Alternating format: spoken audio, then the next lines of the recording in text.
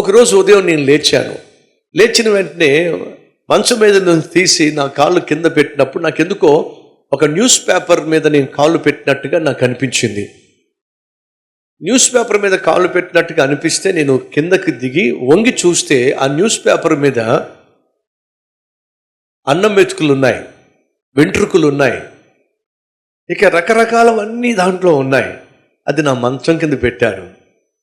అర్థమైంది ఏమిటయ్యా అంటే, ఎవరో నాకు తెలియకుండా నా మీద చేతబడి చేసే ప్రయత్నం చేశాడు. అది చూసినప్పుడు నాకేమైనా ఫిట్స్ వచ్చినాయి అనుకున్నారా? భయపడిపోయి చచ్చిపోయాను అనుకున్నారా?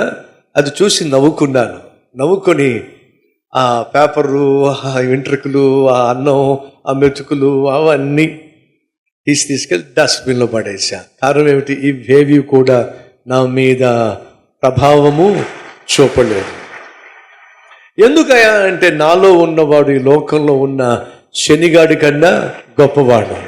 సహోదరి సహోదరుడా, నువ్వు ఎదుగుతున్నప్పుడు, నువ్వు అభివృద్ధి చెందుతున్నప్పుడు, నువ్వు బాగుపడుతున్నప్పుడు, పైకొస్తున్నప్పుడు, వర్ధిల్లుతున్నప్పుడు నిన్ను బాధించేవాళ్ళు సహజంగా దాపరిస్తారు.